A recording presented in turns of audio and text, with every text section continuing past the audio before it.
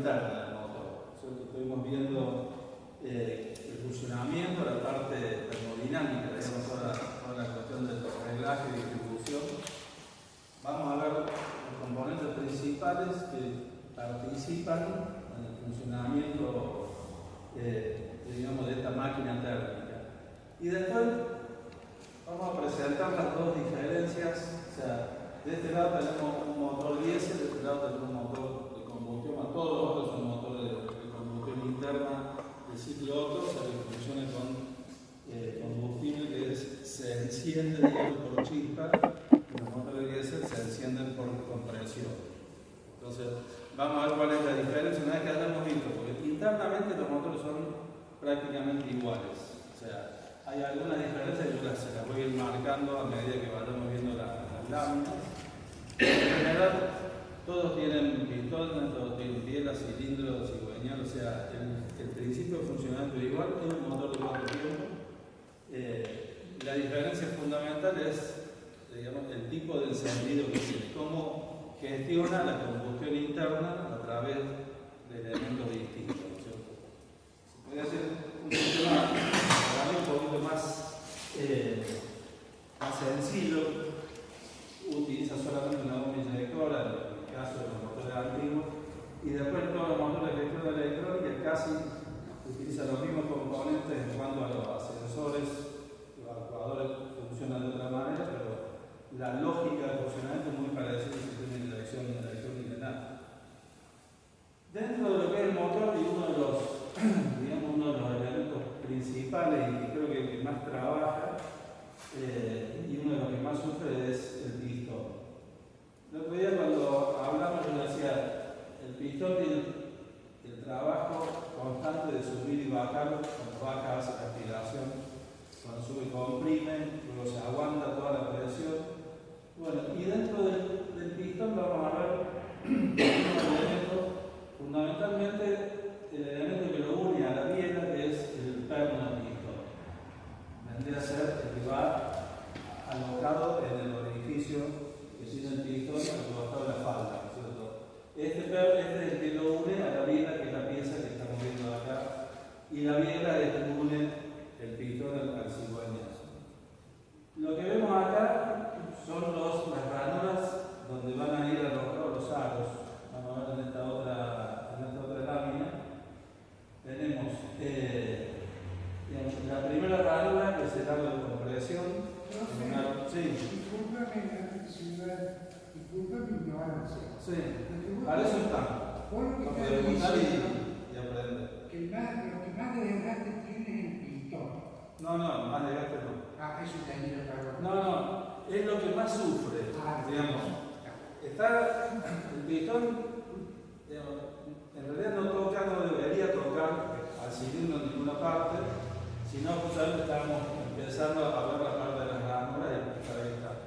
Pero ¿por qué digo que es el que más sufre? Porque digamos, es el que se aguanta toda la presión de la combustión, o sea, de la combustión, la expansión, o sea, el refuerzo que tiene que tener la parte de la cabeza del pistón, la diferencia de temperatura digamos, a la cual está solicitado todo el tiempo, en el momento que hace la ignición se produce un enfriamiento importante porque la mezcla que entra, que viene del aire, digamos, a partir de combustible, y en la evaporación que se produce, el pistón realmente se enfría bastante y después recibe los de 700 y 1200 grados, que es la temperatura que alcanza en la cámara de combustión. Y la presión es enorme, digamos, a lo que está solicitada parte de la cabeza, ¿no es cierto? Entonces, y después otra cosa, que son los cambios, digamos, de dirección, donde sufre grandes fuerzas inerciales, ¿no es cierto? Porque el pistón viene a una velocidad lineal importante cuando está girando a 5.000 vueltas, y cuando llega al punto más superior, la velocidad es cero, se produce inclusive estiramiento, o sea, tiene parte elástica donde el pistón sufre. Yo tuve un caso, no sé si yo tenía un camión que lo usaban para auxilio, digamos, y le repararon un motor, se le pusieron un pistón original, era japonés, toda la historia. Yo no sé qué pasó con la calidad de los pistones, pero tenía la altura del pistón perfecto, pero el vehículo cuando estaba cargado y subía, o sea que trepaba o galopaba hacia esa zona, empezaba a golpear. Después de la rectificación, y me hizo un rectificador que había trabajado toda la vida. Bueno, lo desarmaron y resulta que el pistón pegaba mal. Se revisó todo y la altura estaba bien, pero el pistón cuando se calentaba, se tiraba. Y eso por eso son cosas increíbles, pero que se suceden. Entonces tenemos las ranuras donde van a ir a tocar los pistones, los aros, donde internamente en esa parte tiene un refuerzo, generalmente, sobre todo cuando son, las diferencias de cuadro cuando son pistones de motores diésel. Tienen un refuerzo que iría,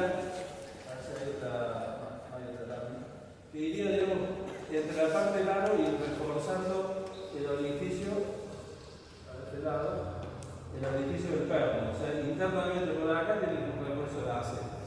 Eso es cuando el pistón pertenece a un vehículo diésel. Y en general vamos a ver pistones con tres ranuras. La primera ranura es la ranura de compresión. La del aro de compresión, en general es un aro cromado, mucho más duro, porque además resiste mucha más temperatura.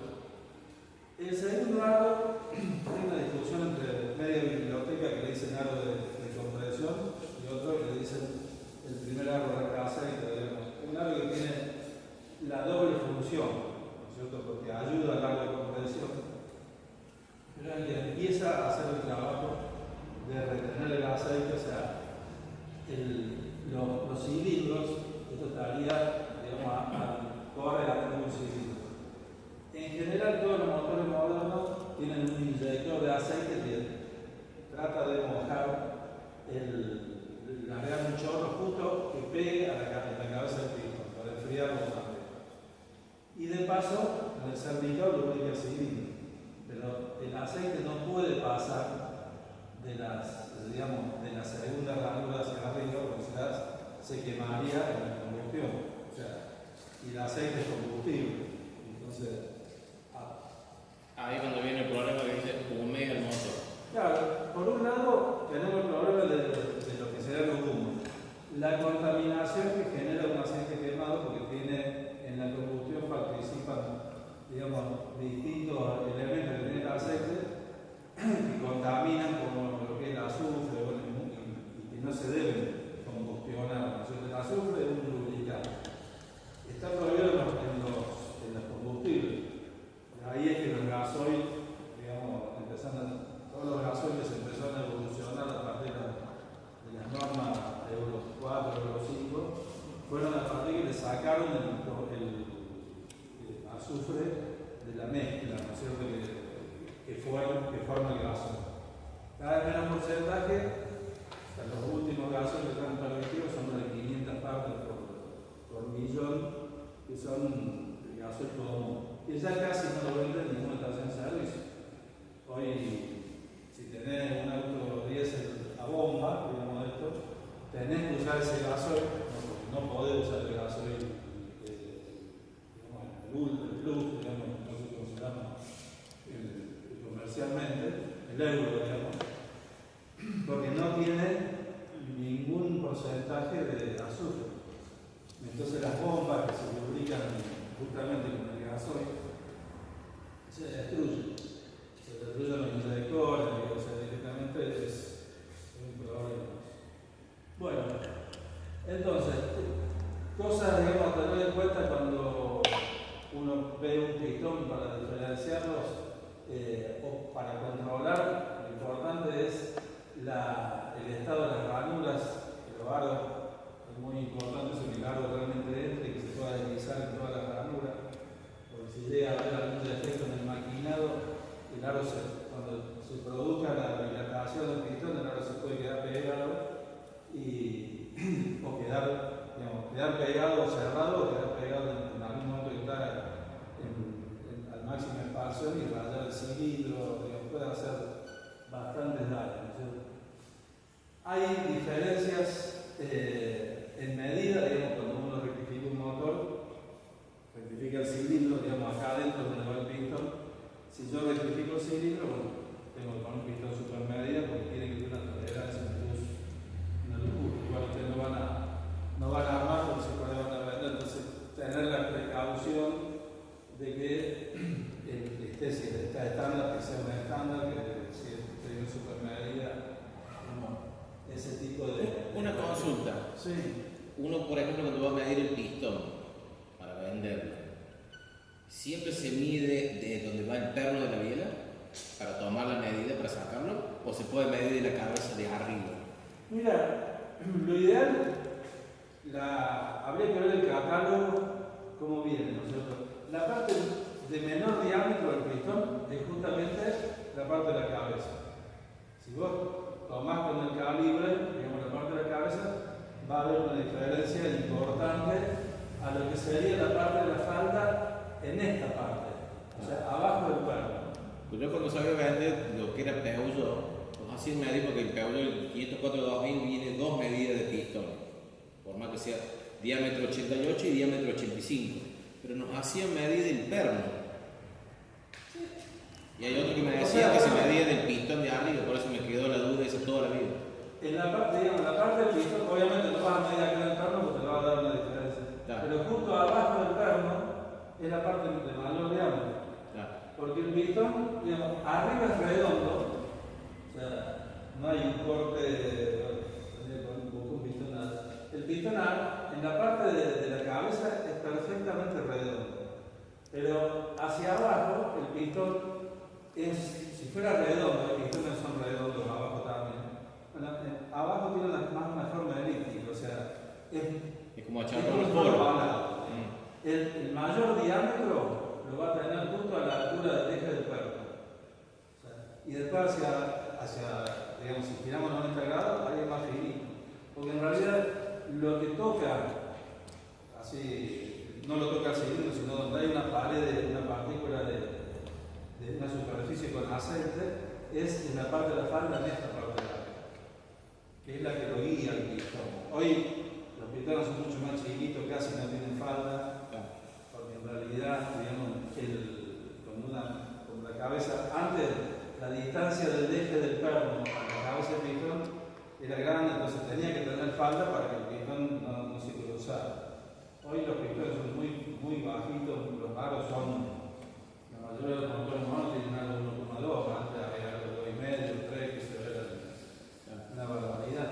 Hoy buscamos el menor rozamiento, o sea, porque lo que sí roza, toma contacto con una camisa, es justamente la superficie del aro. O sea, el aro es lo que sella, ¿cierto? O sea, lo que vos armás un pistón con aro y lo que toca la camisa es el aro. El pistón tiene una luz más o menos de entre 8 y 10 centésimas, es la diferencia entre el diámetro máximo que es en la falda al diámetro máximo del cilindro. Después sí, la cabeza debe, por ahí hay cerca de 20-25 centésimas de luz, o sea, es mucho más grande. Lo que pasa es que dilata muchísimo, porque ahí está toda la temperatura. Bueno. Los pernos también van a tener en supermedida, pero en realidad hoy se vende un subconjunto. O sea, vos vas a vender un subconjunto y viene con el saco y con el barro. Generalmente, ¿no es cierto? Viene todo de esa manera. Y los pernos pueden ir, eso es importante, pueden ir flotante, acá dice libro, pero pueden ir flotante tanto sea en el pistón como en la biela. O sea, flotante quiere decir que el perno va a deslizar tanto sea en el pistón como en el no va a ir clavado en alguna de las partes. Hay otro tipo de motores que va clavado en la biela y va flotante en el pistón. Lo que quiere decir que tiene que tener, en este caso, cuando es flotante en el pistón y en la biela, necesita lubricación en ambas partes. El hecho de que sea deslizante quiere decir que tiene que tener la luz suficiente para que siempre haya una película de aceite.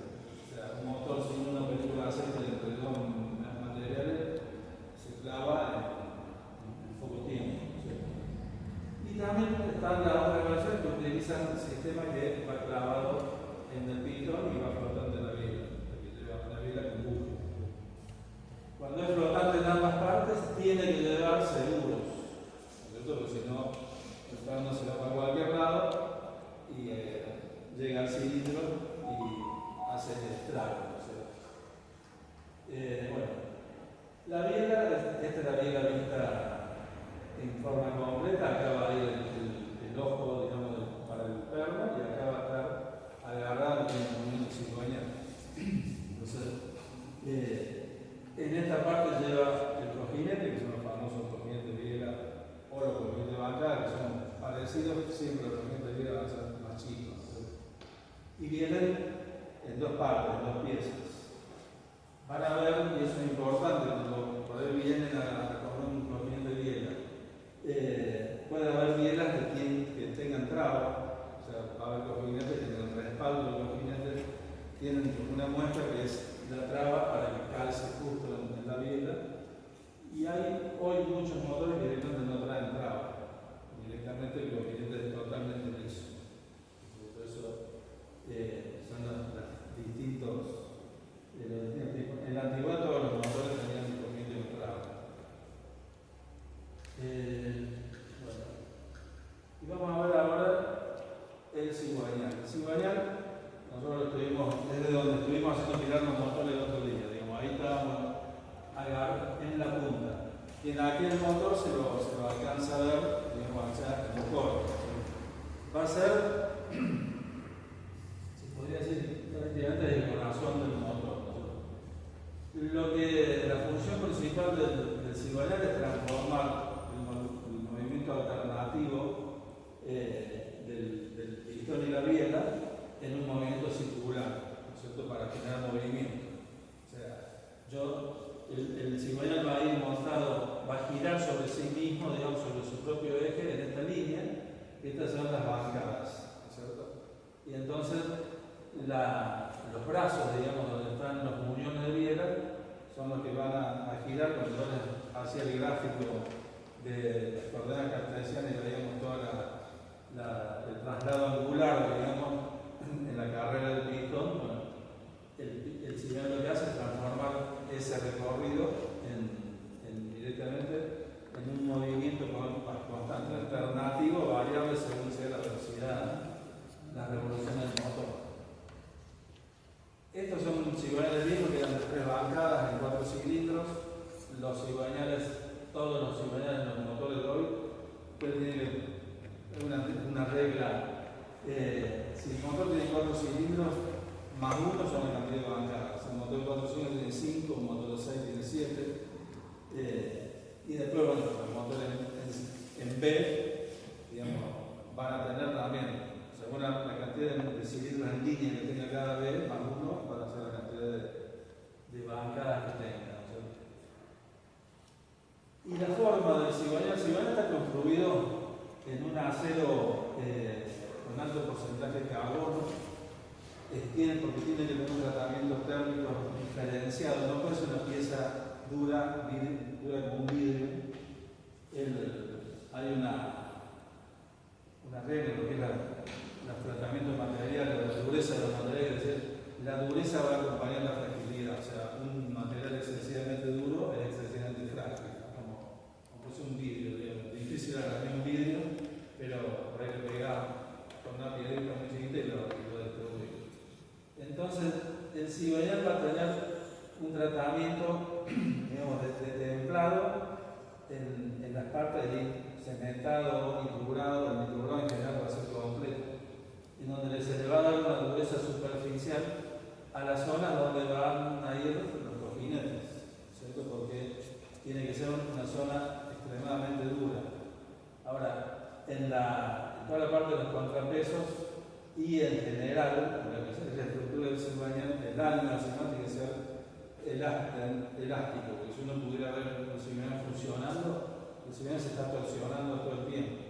O sea, en el momento que el cilindro 1, digamos, produce la combustión, la fuerza va a estar, digamos, el brazo de palanca se va a estar generando en este muñón, y con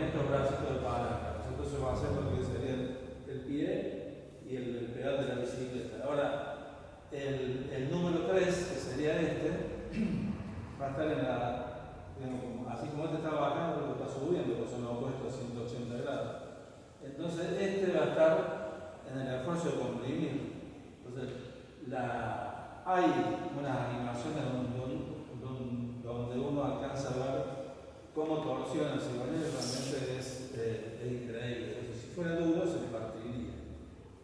De hecho, muchos cigüeñales se cortan, sobre todo en los motores diésel.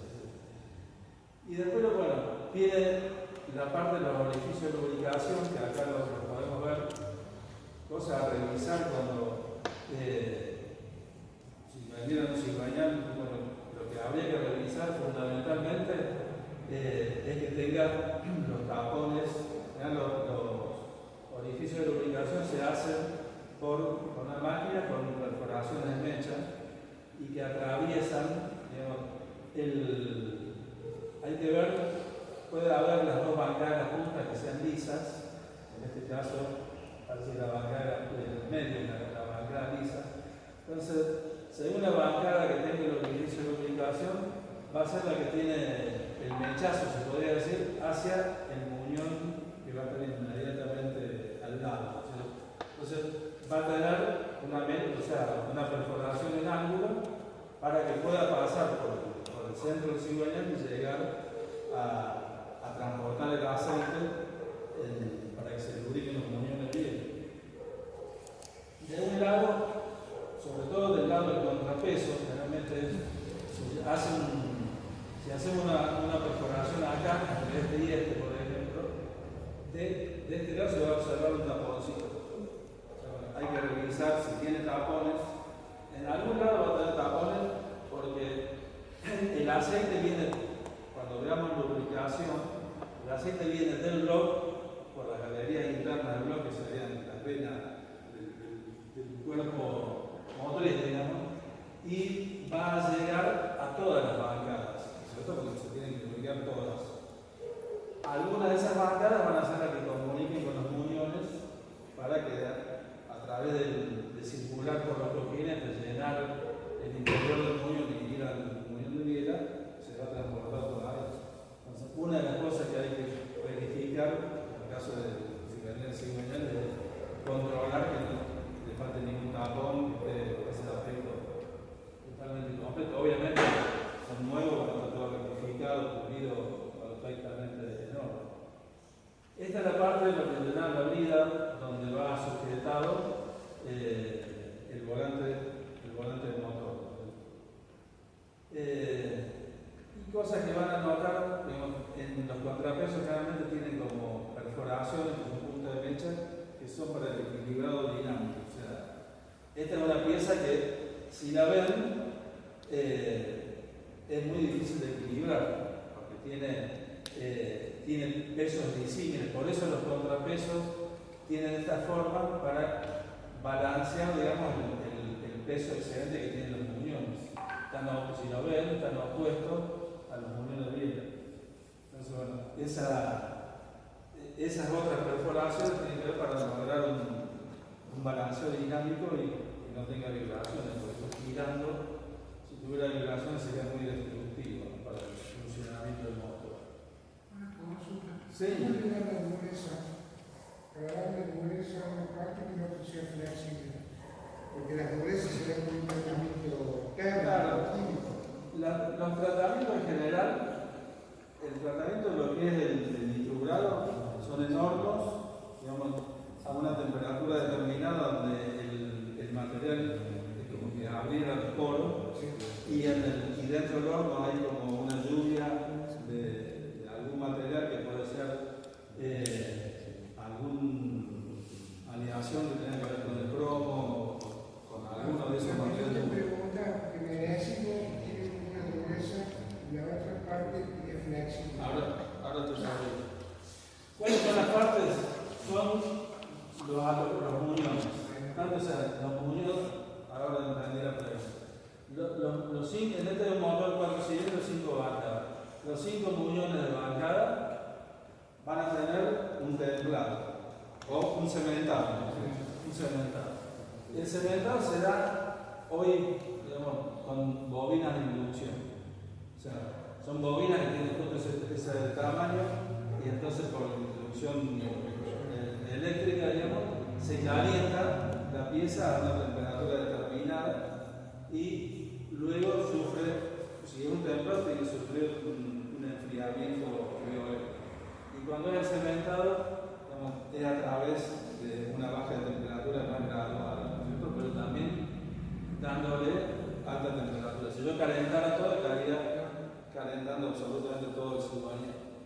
Se hace después sin nitrular, y el nitrular es un tratamiento para todos los cigüeñal. Pero que eso le da, es como para decir, es un baño sauna, es para relajar, digamos, tensiones. Profe, Sí. le hago una consulta que los chicos preguntan. ¿Qué es la bancada? La bancada es lo que asienta en el bloque del motor, ¿no? Claro. Acá tenemos ¿Qué es eso? las 5 bancadas, ¿no es cierto? Estamos hablando, sería la bancada de este motor. Acá van a estar las medias tapitas, digamos, en el medio continente. Y justamente por adentro del bloque, digamos, esto no es la parte de lubricación, pero ya que estamos preguntando, el motor va a tener una bomba de aceite que va a ser la encargada de. El aceite va al fondo del motor en el cárter, en todos los motores normales, digamos. Hay motores que encarter seco, pero bueno, no hay el caso de lo que tenemos en el cárter.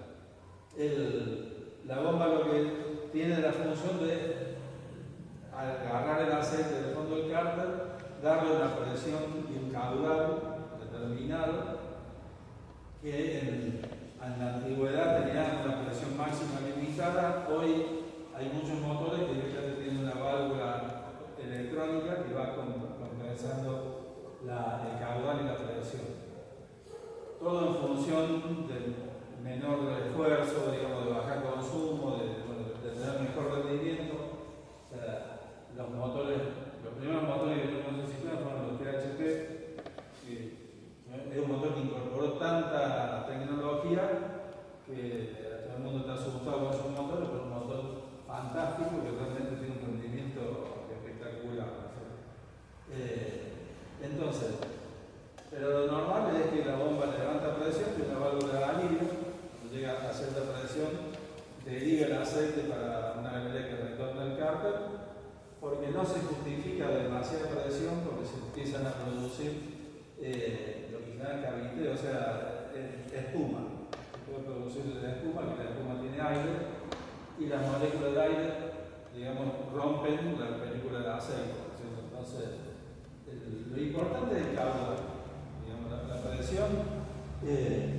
Uno de los motivos por los cuales los autos dejan de traer manómetro de presión de aceite es porque si no, nosotros tenemos la cabeza que el auto tiene que trabajar a 60 grados y a 200, a 120 bares de presión de aceite. No olvidar hoy, los autos trabajan a 110, 120 grados y a lo mejor a 2 kilos, digamos, porque no importa la presión, sino importa el caudal. Y entonces si alguien tiene un Volkswagen, Volkswagen, o el tren, vos te subís y lo pones en marcha, a 2 minutos dan 90. Sí.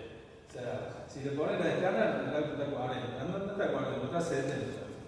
Y después cuando prende el eléctrico llega a 110, pero la búsqueda está en 90. Entonces vos no te preocupes. Y hoy no tiene ni reloj, ni luz.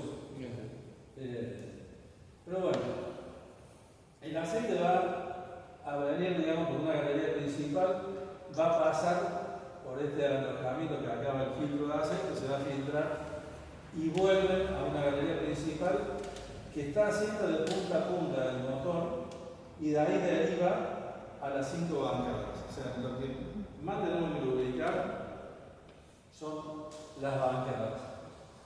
Una derivación de esas 5 galerías de las bancadas son 4 inyectores que van a tirar aceite de los pistones. Pero que yo les comentaba hoy la mayoría de los motores, primero eran los 10 y ahora la mayoría de los motores tienen un inyector que tira aceite al pistón. Entonces, constantemente, digamos, sobre todo apuntado a que le pegue a la cabeza en el momento de la combustión, cosa que esté refrigerando, en ese caso el aceite. Entonces, las bancadas van a estar en contacto, como dijimos, con las bancadas del cigüeñal. Y luego llevan una etapa, que en esa etapa va a tener otra, para otro lado, va a tener la otra media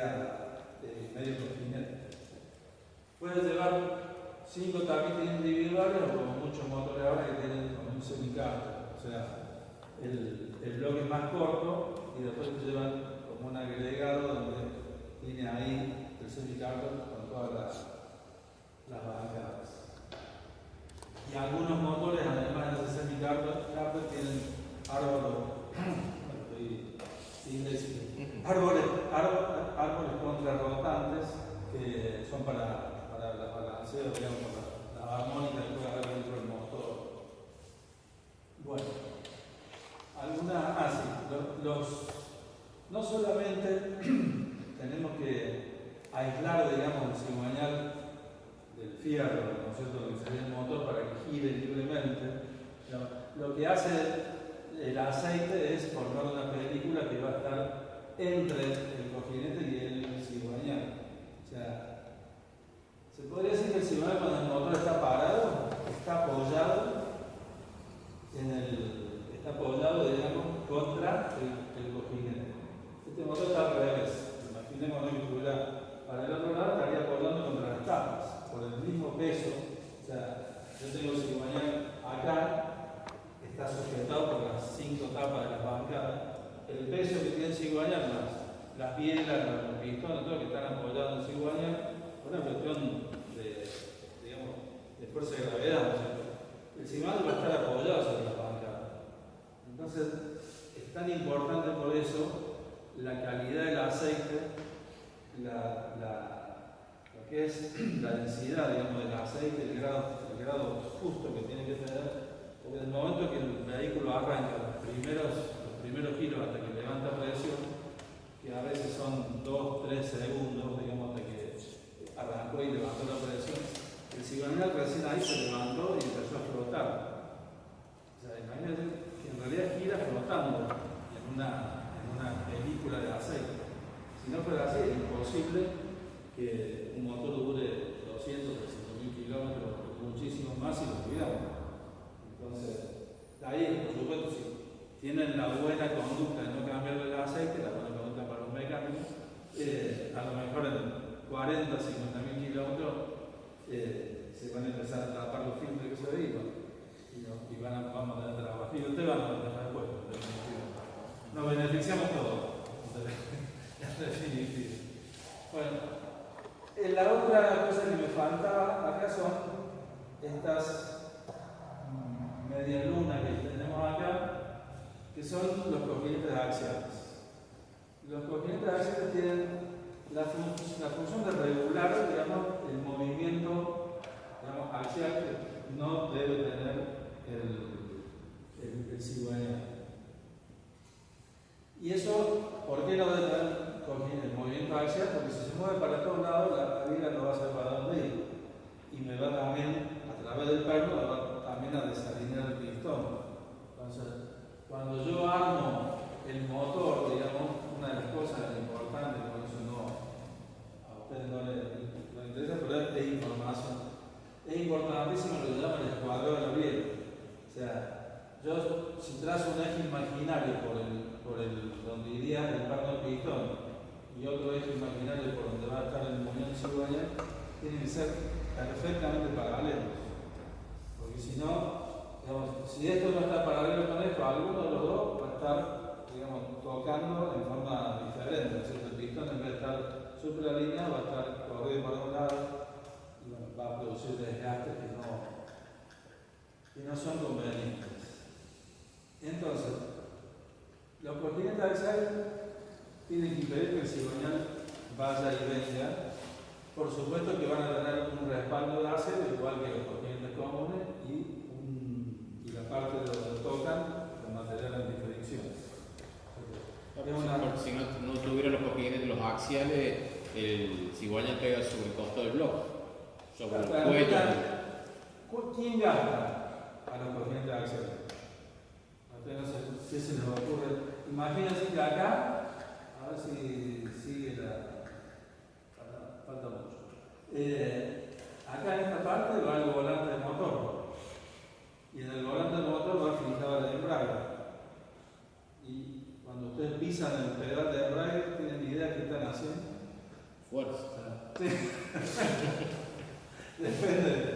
Bueno, vos estás haciendo una fuerza hay una palanca, digamos, vos tenés una fuerza por distancia al perno del embrague y después va a haber una palanquita más chica, cosa que vos tengas la mayor fuerza, digamos, hacer un trabajo. De ahí puede haber un cable,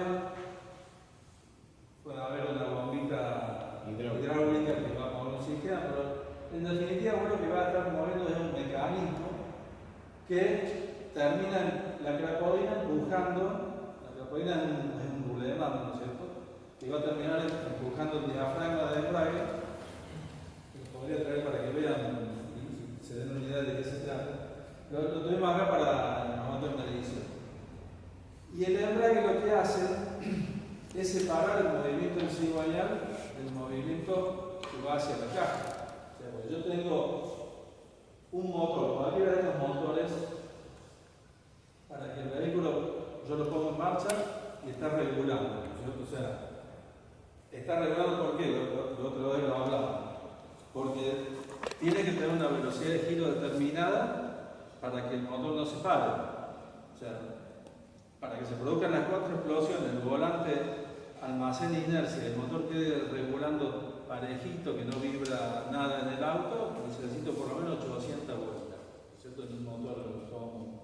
Ahora yo la caja la tengo que tener parada para cuando yo ponga la marcha.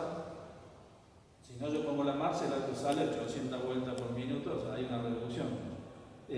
Va a pegar un tiro y va a salir volando, digamos, entonces no habría ninguna posibilidad. El embrague lo que hace es parar la caja. O sea, cuando el auto está regulando, o sea, para que se den una...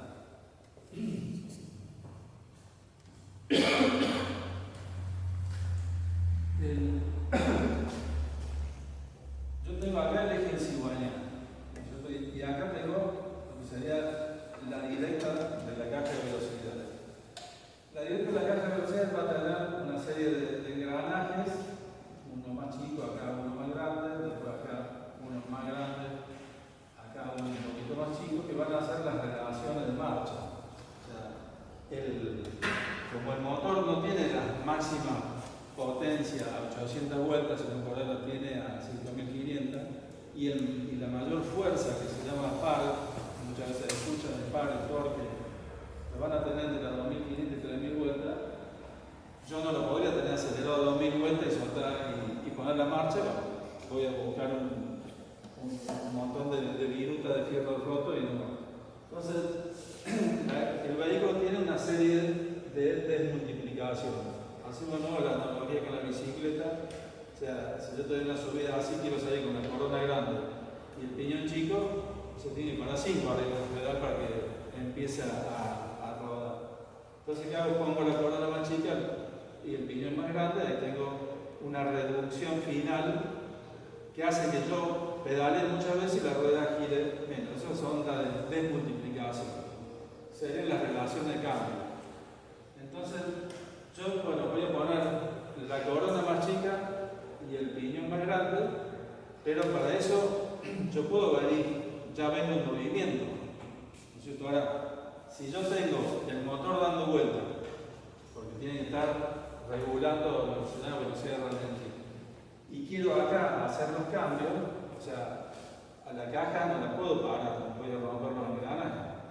Entonces, para eso, por más que la caja tenga frenos sincronizadores, desplazables y todo, y lo vamos a ver después así simplificado, entonces yo necesito que la caja, lo que sería el eje primario, para que seamos este un eje que se llama, digamos, el primario, y este eje es el secundario.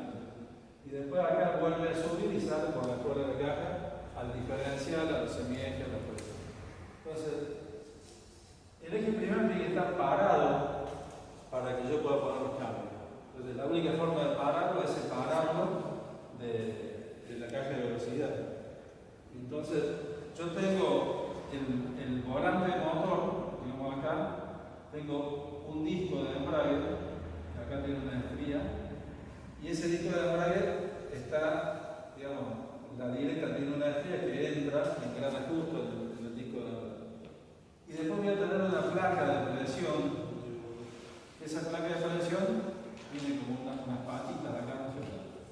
Esa placa de presión, cuando está toda atornillada, está apretando el disco de embrague, cosa que no haya ninguna posibilidad de que patine. O sea, ahí el embrague está, digamos, embragado. O sea, también siempre lo decimos al revés, pero realmente el embrague cuando está accionado es porque está apretando el disco. Cuando yo lo aprieto, digamos, cuando yo aprieto el pedal de embrague, lo que yo estoy haciendo es buscar un mecanismo que acá está fijo, que tiene que ser forzosamente un rodamiento, porque esto está dando vuelta y lo que me va a apretar a mi embrague es quieto. Entonces, ¿qué es la crapodina? La crapodina tiene un rulemancito, donde si uno agarra la parte fija puede moverlo, allá adentro hay un rodamiento. Entonces, ¿qué hace la crapodina? La crapodina lo que hace es empujar, hace fuerza hacia acá, y acá hay un sistema de palancas que lo que hace es, la placa tiene unas palancas que van a separar el espejo que está apretando el disco cuando el volante. Entonces, en ese momento, el disco queda liberado, entonces el vehículo está regulando y yo puedo poner toda en marcha que no va a pasar nada. ¿Cuál es la pregunta?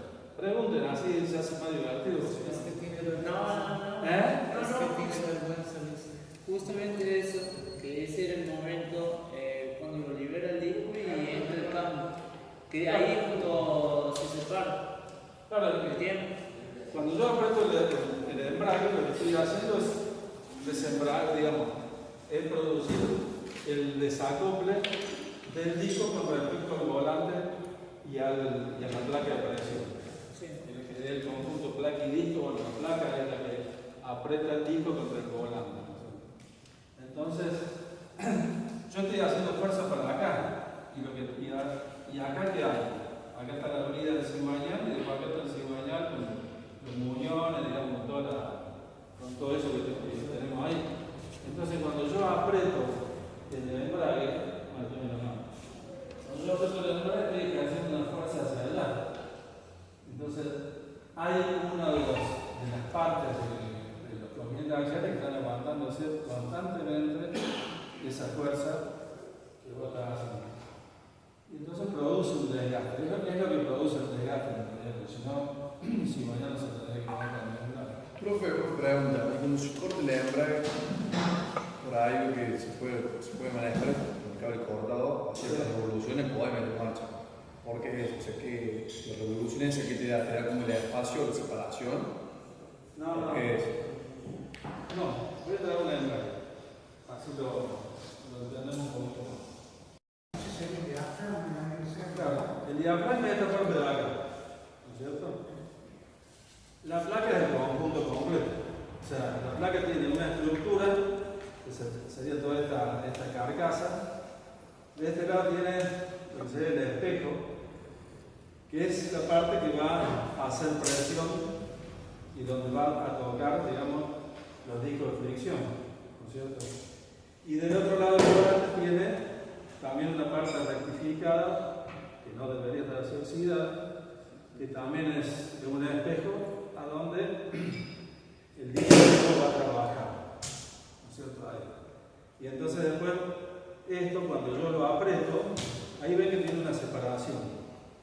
Cuando yo le pongo los tornillos y lo ajusto, si a alguna vez se le ocurre ponerse a ajustarlo, nunca tiene que ajustar un tornillo al mango uno a uno, sino que tiene que ir apretando de a poco. Porque existe la posibilidad de que se flexione mal la placa y se parte, o se parte el diafragma. El diafragma hace los efectos antes eran con unas patitas, con resortitos, bueno, esto es un acero durísimo con mucha que flexiona y que está, digamos, acá tiene un anillo. Y ese anillo sería justo el pivot a donde cuando yo empiece a apretar, yo voy a empezar a apretar los tornillos de la placa. El disco va a hacer presión y va a moverlo para atrás, digamos, el espejo, y entonces ahí va a quedar con presión. Porque le da la presión es la dureza del diafragma. La dureza del diafragma y la forma en que está, digamos, en la palanca. Esto es la cuestión de palanca de primer grado, o sea, según el punto donde yo ejerzo la fuerza, a donde tengo el pivot y después la otra distancia donde voy a colgar el peso, bueno, si yo tengo la misma distancia, voy a hacer mucha fuerza. Si tengo una distancia más larga, trabajo fuerza por distancia, bueno, entonces ahí es la ventaja. Sí. Una pregunta. Usted dijo que hay una distancia entre lo que debe ser el disco y el espejo que tiene ahí atrás. Sí. Cuando nosotros accionamos el embrague, digamos, apretamos el pedal, veo que muchas personas que manejan con el pie en el pedal y el embrague. Cuando vos manejas así, obviamente le hace un desgaste prematuro del embrague, pero ¿por qué? Porque No. el disco queda patinando sobre el espejo o porque se desgasta más rápido. No, vos cuando normalmente dejas el pie pisado, ¿no? Una cosa es llegar al semáforo, tomar primero y quedarse los pies apretados, que ahí sí, ahí que estás haciendo fuerza sobre el diafragma, sobre el cigüeñal, sobre el repinete, o sea, lo bueno de saber qué pasa adentro, que te das cuenta de la cantidad de cosas que estás rompiendo cuando manejas. Entonces, vos estás haciendo fuerza, o sea, la crapodina está haciendo fuerza sobre el diafragma. La crapodina es un rulema. De lo que se vendría a traer sería la crapodina en ese caso. La crapodina, el diafragma acá, que muchas veces se gasta de tal forma que llega un momento que la crapodina se mete adentro. O sea, pero además de eso, cuando el motor está andando, vos tenés la primera puesta y tenés el embrague apretado, ahí sí, digamos, esto está girando, porque está girando solidario el volante, pero el disco está quieto. O sea, cuando yo aprieto el embrague, o sea, lo que sucede es que el disco se queda quieto y esto sigue dando vueltas. Cuando yo suelto el embrague, la presión del diafragma lo que hace es apretar este espejo contra, o sea, acercarlo al volante. Claro. Entonces, y esto es un elemento de fricción como un freno, tiene el mismo compuesto de una pastilla de freno, de una relación de freno muy parecida. Lo que se llama Ferro de una época, que era una marca en realidad, pero es un compuesto. Entonces esto se va, o sea, tiene un alto coeficiente de fricción, entonces esto enseguida se va a arrastrar y va a dejar de arrastrarse. Y entonces ahí se produce el acoplamiento. O sea, gastas la crapodina, gastas los forros del disco, gastas los cortinantes axiales, o sea, es malo. Claro, eso es lo que te estoy diciendo cuando tenemos el pedal a fondo. Si lo tenés apretadito, hace que uno descansa el pie, Claro. que es cómodo. Sí. Es cómodo, tiene una piecita ahí. Por eso después hay muchos autos que tienen una apoya pie al lado. Cuando te quedás con eso apoyado, estás forzando que, digamos, que la crapodina no deje girar nunca. Entonces, estás gastando el rulemán. Porque adentro tiene un rulemán. Y comiendo el centro del diafragma, de a poco. Y también se está gastando acá. Este es un embrague nuevo. O sea, esto es de unos motores. Cuando tuvimos el convenio con el gobierno que hablamos hoy, un día en la época esa que está la Agencia de Promoción del Empleo, hicieron un montón de especialidades, entonces nosotros dábamos mecánica, teníamos 120 personas metidas acá en distintos turnos, y entonces una de las cosas era que ellos nos iban a dar material. Fuimos a un depósito que tienen en la zona sur, y había motores Fiat, motores tipo 0 kilómetros desarmados, pero así, una pieza llena, pero llena. Pero nunca anduvo ninguno, 0 kilómetros. Y bueno, yo ahí tenía el camioncito de la grúa, fuimos, cargamos con 6 motores, 6 pedazos, y se los hicimos andar a los 6. Y después se llevaron un montón, y había cosas más, no la vieron a buscar nunca más. Entre eso es este conjunto que es nuevo, esto no anduvo nunca. Así que, y en colación a eso que me acuerdo ahora, algo que es importante,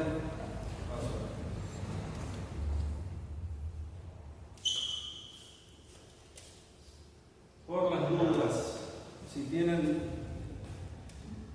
algún motor nuevo, se le ocurre un semiarmado, y por algún motivo le sacan las 5 papitas para sacar el cigüeñal para mirar algo, nunca jamás en la vida los vayan a cambiar, digamos, ni de lugar ni de posición, porque el interior del blog sería esta parte.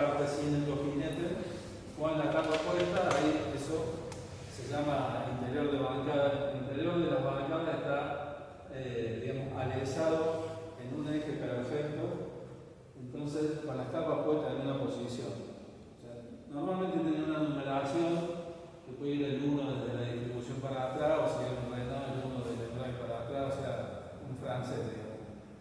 Y también van a tener alguna identificación o no.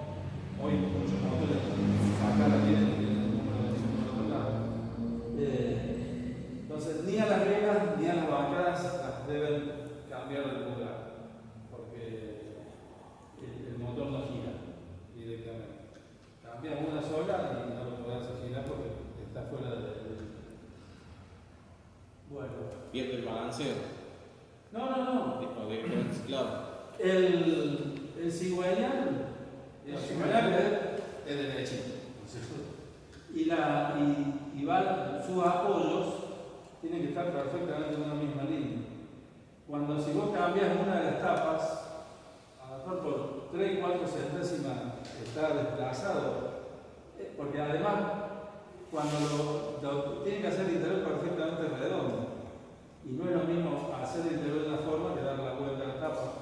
Por más que vos no lo veas, es como el sol, siempre está cruzado.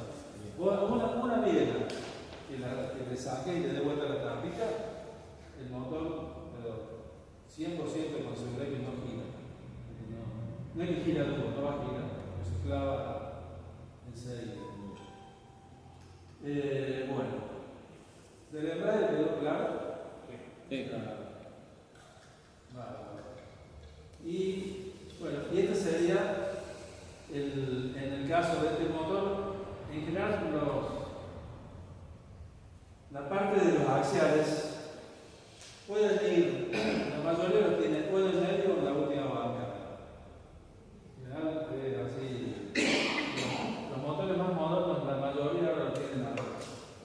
Entonces sucede muchas veces cuando se desgasta que también se desgasta el cigüeñal.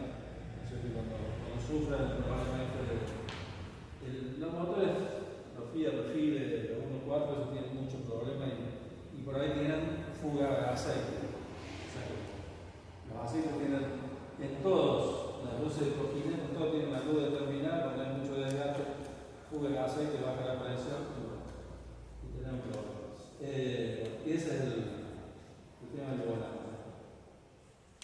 Vamos a pasar ya para ir terminando el tema de las válvulas.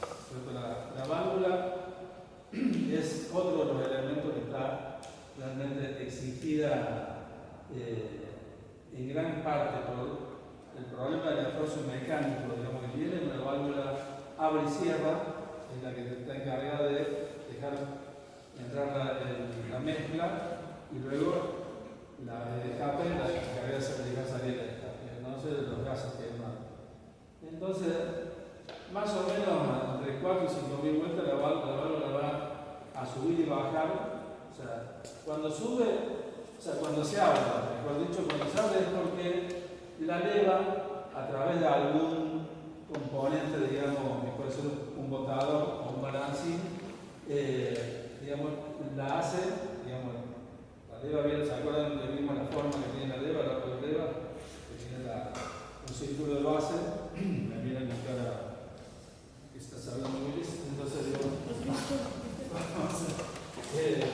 la leva, el árbol de leva que se demostrado tiene esta formita, ¿no es cierto? Así, entonces, este está girando, bueno, es el que se encarga de empezar a abrir la válvula, mantenerla durante un periodo determinado abierto y después empezar a cerrarla. Ese esfuerzo,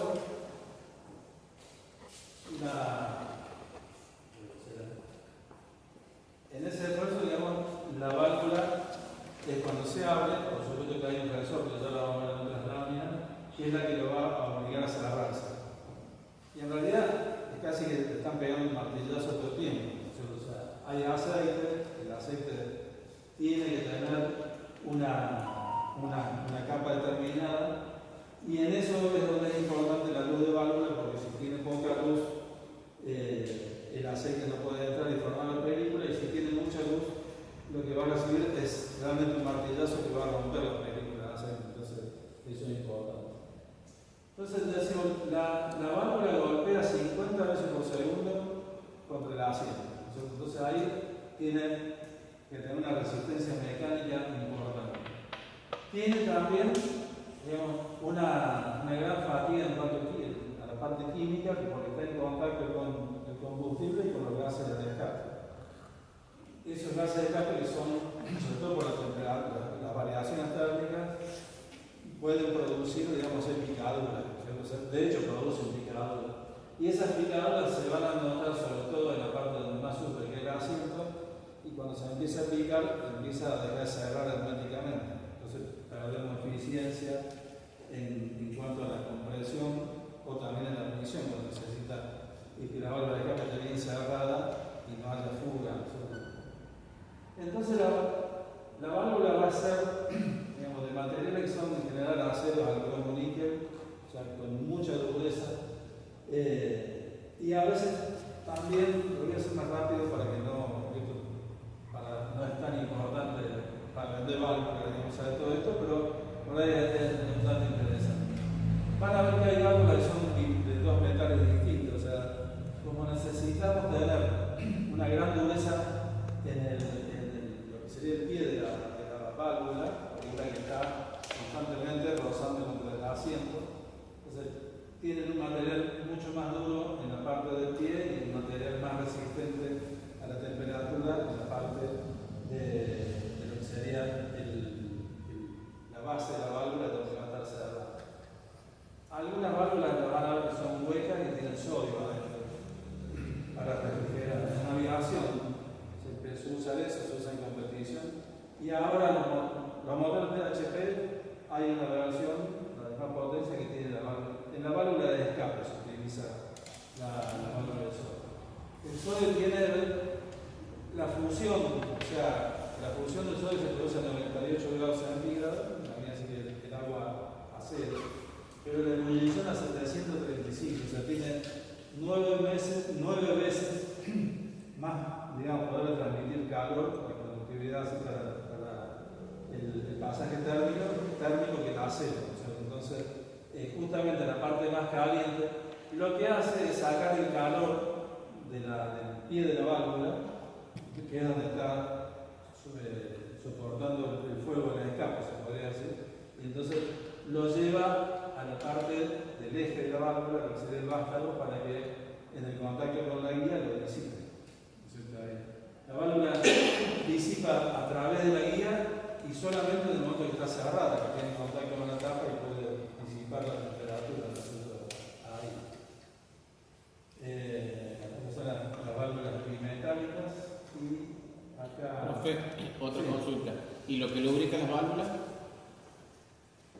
La válvula, ahora lo vamos a ver en otra presentación.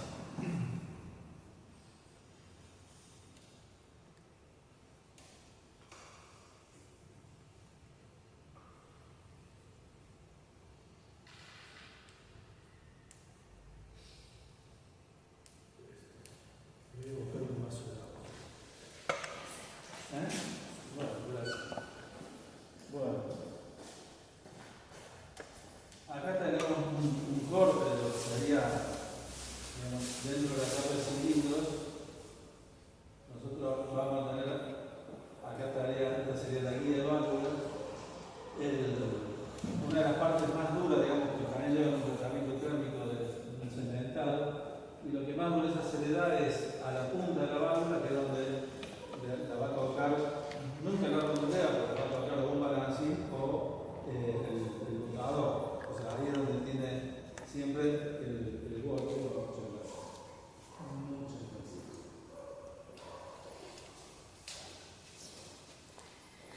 Entonces, ¿cómo se lubrica? Por la parte de arriba, digamos, va a tener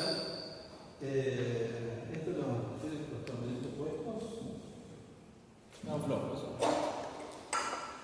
Acá tienen, no sé si uno que me preguntaba, que me mirara haciendo cara de qué estoy hablando, acá se ven las levas, ¿no es cierto? Y ahí tienen los botadores. Entonces, en realidad la parte de arriba de la válvula está generalmente sumergida en aceite. En motores como el BR12 o el Corino, el Tornado, esos no están sumergidos en aceite porque tienen con muy poca lubricación arriba, porque no tienen el Torino sí, pero el relacionado no tiene la lubricación arriba, entonces no necesita tanta presión, tanto caudal y por eso. Pero el aceite entra por lo que deja filtrar el retén. Algunas, digamos, la mayoría vienen con retén y el retén deja pasar una cantidad calculada de aceite. Y entonces es lo que alcanza para que mantenga y lubrique la zona de la parte de la guía. Y en general algunos motores pueden tener una descarga para que por supuesto el aceite no pase hacia adentro. El problema es cuando pasa de la guía hacia la válvula. Imagínense cuando, si hablamos de la válvula de admisión, cuando el pintor está haciendo admisión, o sea, cuando estamos en el tiempo de admisión, hay una aspiración. Por acá tendríamos lo que es la lumbrera de admisión que va hacia el carburador o la pantalla motorizada que tenga, y también puede aspirar el aceite que está en la guía. Entonces, la cantidad de aceite es muy pequeña. En general, las guías son de un material antifricción. O sea, las guías, sobre todo las guías que vienen para la capa de gas, tienen una camisa que tiene un bronce sintetizado, algún tipo de bronce que es antifricción, y tiene una ranura para que el aceite, digamos, vaya por ahí. Una parte de ese aceite se va a quemar y el aceite se va a consumir. Y el que diga que tiene un auto que no le baja un milímetro la varilla de aceite es por lo que está pidiendo un aceite. Eso en cualquier charla técnica de lubricante le puedo decir, o sea, hoy es normal que los motores consuman aceite. O sea, inclusive en muchos manuales de Toyota, por ejemplo, la parte de la Toyota Hilux, o sea, hay una parte, hablando de 10 años para atrás, a lo mejor ahora por una cuestión de marketing eliminado, pero hay una parte donde dice del normal consumo de aceite. Y ese normal consumo de aceite va a variar según la carga del motor. O sea, si yo lo utilizo con 1000 kilos encima, el vehículo va a gastar más aceite que si no. A mí me pasó, hicimos el motor de la camioneta, una Toyota, y en menos de 6 meses vino una grúa con se me ha clavado. Y no tenía una gota de aceite. Perdón, un ingeniero entendía, sabía, yo conocía eso, habíamos hablado del tema del aceite y en el manual decía eso y no pudo reclamar nada de nada, porque en realidad él creyó que no le había medido la varilla, la tenía en un campo sacando de una extracción de sí, material que hacían allá en la zona de los farmos, de Soto, para arriba, sacaban un carro que pesaba 1800 kilos, primera forma que se debe, la fundida, o sea, los motores THP que hacen aceite, que es una maravilla, y tienen problemas que gastan mucho por las guías, pero también es porque no utilizan el aceite que deben usar y entonces pierde la viscosidad, la temperatura, pero se lubrica, no lo que implementó, se lubrica por la guía. Bueno, y acá estaríamos viendo un corte del conjunto armado, ¿cierto? O sea, tenemos, ahí vemos la válvula, esta sería la guía, que estaría justo en un corte, en el motor, el Torino también se lo ve bastante bien. Entonces, tenemos un resorte, el resorte va a ir por un lado, va a ser tope en la base de lo que es la tapa de cilindro, donde está el alojamiento del resorte. Y por el otro lado, digamos, vaya que ya vamos a ver el compuesto, la válvula tiene también una ranura, acá dice ranura de retén, en realidad se refiere a las piecitas que son las trabas de válvula, que son los retenes que hacen que a través de una pieza que le dan un sombrerito, que parece un sombrero, es la que hace que el resorte quede comprimido. O sea, se tiene que haber una herramienta especial para comprimir el resorte, se pone la trabita y esas dos medias lunas, digamos que están, bueno, ya la vamos a ver. Y entonces hace que hace falta un prensa válvula. Claro, sí, los precios de válvula de adelante hoy ninguna tapa la podemos usar, porque Claro, claro. son imposibles. Pero sí, se utiliza algún sistema para más. Hay tapas que tienen los resortes metidos allá adentro, o sea, es bastante complicado hoy el armado de las tapas. Entonces, el resorte lo que va a hacer es que va a quedar con una tensión determinada, que está totalmente calculada para que en descanso ejerce una presión para que la válvula cierre, ¿no es cierto? Y haga hermético el sello para que se pueda, digamos, impedir que la compresión se escape en el momento que comprimo, fundamentalmente eso. Porque si yo tengo fugas por los asientos no voy a comprimir. Si no comprimo, no elevo la temperatura de la mezcla y entonces no va a explotar. Ese básicamente va a ser no va a explotar, no se va a producir el combustible. Acá se alcanzan a ver los balancines, que son los que van a comunicar la presión de los cajones de válvula, que serían las levas, los cajones de levas, para comprimir el resorte y que la válvula se abra. Después la válvula se va a cerrar porque el resorte la va a hacer volver a su lugar original, ¿no es cierto?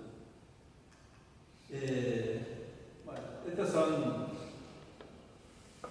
tapas con 2 válvulas por cilindro, por 4 válvulas por cilindro. Puede haber tapas que tienen 5 cilindros. Siempre vamos a tener la válvula de mayor tamaño, va a ser la válvula de admisión, porque es mucho más difícil hacer admisión de mezcla que después por la presión del pistón sacar los gases quemados. Entonces, siempre va a haber una válvula más grande que otra que va a ser la válvula de admisión.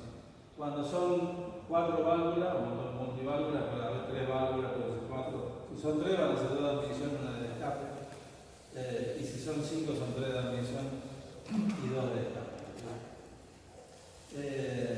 Bueno, ahí vemos el corte de la parte de los seguritos. Tiene el chaveterito este o el original por el seguro, las 2 medias lunas, y es lo que sostiene el resorte.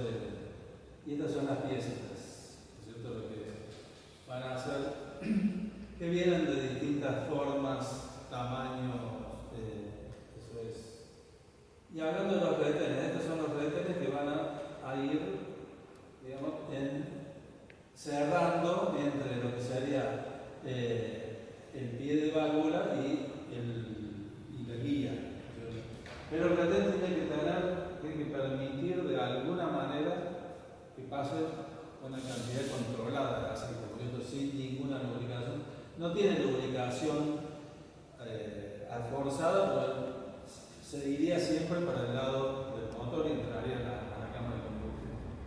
Sí, hay muchos motores que tienen galerías de aceite que la enfrían a la guía. O sea, hay parte de la galería interna de la tapa de cilindro que pasan por la guía para sacar calor. Digamos, en eso sí. Bueno, estos son otro tipo de. Y ahí vemos el conjunto completo. En eso vamos a ver, hay tapas que tienen un solo resorte. En general, cuando tienen un solo resorte, son resortes que se llaman de acción progresiva. En suspensión se los llama de acción progresiva. Entonces, los resortes tienen las primeras espiras, digamos, más juntas y después tienen las espiras más separadas. Entonces, para que tienen una fuerza progresiva, digamos, van a comprimirse primero las más juntas, que por el tipo del ángulo del alambre tiene menor presión, y después, cuando esas espiras se comprimen, las otras hacen más fuerza. Eso en general es para que tenga una fuerza progresiva en cuanto a la presión de la leva con respecto al botador. Es para eso. Y si no, están los motores con doble resorte, donde la acción más dura la va a hacer los resortes más chicos, que es cuando se comprimen más tarde, digamos, se podría hacer.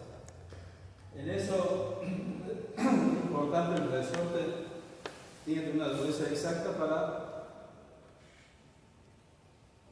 no permitir el rebote de la válvula, porque llega un momento que físicamente es imposible por el peso de la válvula que no tiende a rebotarse. Es cuando el límite de revolución de un motor en general está dado por el rebote de válvulas y el límite, digamos, de rotura de los pistones o cosas así. Pero mientras más, por eso también se hacen multiválvulas, que son más pequeñas, menos masa en movimiento.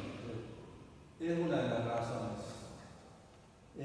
Bueno, y este es el árbol de tierra con sus orificios de lubricación va a tener un sistema similar al cigüeñal, o sea, por las bancadas de apoyo va a entrar el aceite y en general los árboles de tierra son huecos, entonces está lleno de aceite y sale por las levas para que la leva lubrique la parte del contacto del balancín. Creo que acá se acaba. ¿En qué hora estamos? Quería mostrar. Y un motor de combustión a nafta. Ok. Sí. De paso tengo algunas preguntas de Dale. curso. Bueno, yo siempre hablando de agua.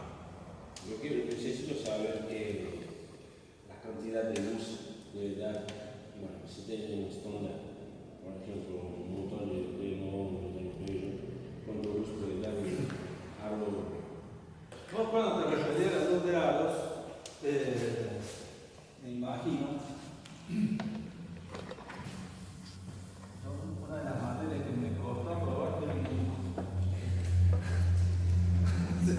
aparte dibujo técnico era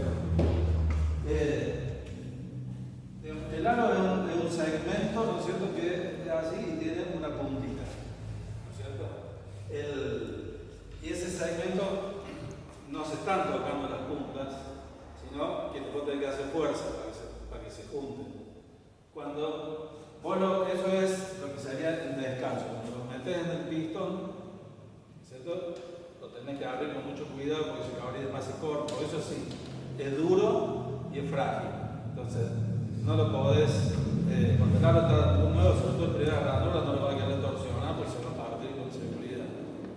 Cuando se recalentó el motor y lo sacamos, como la atención lo vemos nosotros, el aro lo saca y lo dobla y queda echado un rulero porque ya perdió toda la característica. ¿Vos te referías a eso, a la luz entre puntas? Sí. Bueno, la luz entre puntas, y acá es difícil porque vos debés estar haciendo una reparación, un cambio de aro o algo de eso. Vos tenés acá el cilindro, ¿no es cierto?, con la base, o en ese caso, vos tenés un Renault, un Clio con el motor de aquel, C3L era el motor, ¿o sí? Sí. Bueno, ese motor tiene camisas, entonces lo peor que puedo hacer es hacer un cambio de aro, o sea, porque la camisa es muy finita y tenés una cuestión ahí que la camisa va a tener un desgaste. El otro día cuando hablamos de las mediciones, la camisa se gasta, digamos, groseramente se gasta así. ¿Por qué? Porque el aro, ustedes vieron el dibujito del pistón, yo tengo el pistón acá, y tengo la primera ranurita acá, ¿no es cierto? Entonces, y el recorrido del pistón es de acá hasta acá. Entonces, la primera ranura me va a gastar hasta por acá, la segunda ranura me va a gastar hasta por acá, y la tercera hasta por acá. Y lo mismo pasa acá. O sea, donde más se gasta el pistón es donde en una camisa vemos la rebarba, que se llama. Bueno, esta no tiene nada. O sea, si vos lo desarmaste, a lo mejor tocas así y sentís que tiene una rebarba. Y tiene un escaloncito, haciendo tu precio. Tiene un escaloncito, eso es desgaste. Vos le tenés que hacer una bruñida porque si no lo bruñís, la camisa es un espejo después que se gasta. Y tiene que tener esa raya de bruñido para que microscópicamente el aceite se deposite en esa bruñida. Es para eso, no es para otra cosa. tiene, si uno lo ve, tiene todas unas rayitas así como helicoides, que son microscópicas rayas para que el aceite esté ahí y participe como un agente, digamos, lubricante. Entonces, vos lo vas a hacer cambiar, porque yo lo he hecho cuando uno tiene que hacer andar en auto. Vos vas a poner el aro en la parte superior del cilindro, ¿no es cierto? Casi cercano, abajo de esa marquita donde no toca, y le vas a medir la luz. En ese diámetro debe ser 77, creo que era el... Sí, 0.65 o algo así. No, pero digo, el diámetro del cilindro me parece que era 77. 76. Bueno, en 76 igual le podés llegar a dar como mucho entre 12 y 15 centésimos, buena sonda, ¿no es cierto? No le podés dar menos de eso porque cuando se caliente y se dilate, si se toca en la punta se va a clavar, ¿no es cierto? Porque va a quedar apretado contra el cilindro. Ahora, vos ponele que le des 15 y llevás después el aro, con el pistón sin aro lo empujás hacia abajo y llevarlo a mitad de carrera y volver a medir la luz. Y lo más probable es que tengas, a lo mejor si acá tenía 20, de acá vas a tener 10. Y es prácticamente la medida de la conicidad. Profe, y si ahí usted ya lo gruñe y lo pasa, ahí viene el problema que queda subiendo aceite. No, vos lo bruñís. Y uno cuando lo quiere bruñir, lo que quiere es que desaparezca esta raya de acá. Claro. Entonces le vamos a dar masa, pero claro, estás gastando esta parte. Lo que estás haciendo es hacer más grande el cono. ¿Cierto? Y además estamos tomando en cuenta que además el cilindro se ovalizó. Porque en el momento que, si yo tengo, a ver cómo si yo tengo el pistón, digamos que tengo la biela acá. O sea que tengo el perno de esta forma, ¿no es cierto? Ahí está la biela. Cuando esto explota, digamos, la biela hace este trabajo para acá. Y acá hay muchísimos kilos por centímetro cuadrado o milímetro cuadrado haciendo fuerza para abajo. Y como la biela está tirando para acá, el pistón se va a apoyar de este lado. O sea, por eso nunca se supone que hay que, en la forma que uno arma los aros, nunca tienen que estar en la línea de los pernos, ¿no es cierto? Tienen que estar siempre lejos de la zona donde el pistón se va a apoyar. Entonces el cilindro, si yo también lo puedo medir con un comparador, el cilindro está ovalado y está cónico. Entonces, vos podés hacer el cambio de aro si lo pudiste medir en la camisa y está chanta, digamos, o sea, como que no tiene más de 3 centésimas de deformación. Pero si vos tenés 20 centésimas acá y 10 cuando el pistón llegó a la mitad, le vas a dar entonces 20 acá arriba va a tener 30. Ya va a empezar a tener un motor que va a gasear, porque va a pasar, la compresión se va a pasar a la nube. Y el otro programa que claro va a estar haciendo este trabajo, va a estar abriendo y cerrando 50 veces por segundo. O sea, si tenés la suerte de que no se quiebre y se parta, en general va a tener entonces por un aro de cambio de aro, un aro más blando que no sirve. Pero podría hacer un cambio de aro o algo así y no hay un problema. Si podés hacer medir las camisas también. Ahora, haces esa comparación, comprarte una sonda, si tenés un comparador más caro. Sí, porque tengo el cuidado 0.60, algo así, de línea arriba y de abajo. El desgaste arriba del pistón y el desgaste de abajo. O sea, tenés una diferencia de... Es como si me diera igual, los dos, de abajo y de arriba, el punto superior y el punto inferior. ¿Y vos tenés 0.60 de luz entre puntas? Sí. Y está muy gastado. Es mucha luz entre puntas 0.60. Es la luz de la bujía, es mucho. Yo no tengo los 0,20. ¿Eh? Sí, Pero bueno. bueno. Son 20 centésimos. Sí, eso, por eso. Tenés 3 veces más. No existe una camisa supermedida total. Te daría la medida de que tuviera como 0,25, por ahí una cosa así. Vas a hacer un trabajo que no va a servir. Entonces hay que cambiar todo, la camisa, el pistón, no sé. Supongo. Si tenés, pero vos estás midiendo un aro nuevo o un aro usado. No, el mínimo estaba usando. Solamente quise cambiarlo como tenía problemas de agua, paso de agua. Sí. Y bueno, tenés que sacarte la camisa, todo eso. Después que para volver a armar de nuevo, quiero ver si está bien. ¿Pero estás usando el mismo aro? Sí, el mismo. No, claro. ¿Por qué tenés esa diferencia de luz? Cuando hablamos, lo que se gasta, o sea, las 50 veces por segundo de sube y baja, lo que está friccionando es el aro. El aro, digamos, tiene un segmento, o sea, si lo hacemos grande, el aro tiene esta forma, ¿no es cierto? Bueno, debería ser igual. Si esto es lo que fricciona contra la camisa, esto se va gastando, ¿qué va a pasar? La punta se va a ir abriendo, porque va perdiendo tensión, porque cada vez está más finito. Esta pared cada vez más finita. Entonces vos tenés eso en el desgaste de aro, tendrías que probarlo con un aro nuevo. Poner el mismo aro que usaste, no te va a servir. Fue así, cambié el aro y no tenía que rectificar la camisa. No, en esos motores tiene la ventaja que se cambia el conjunto. O sea, la verdad que hace mucho, porque venían en una caja, venía la camisa, las 4 camisas, los 4 pistones, los 4 pernos.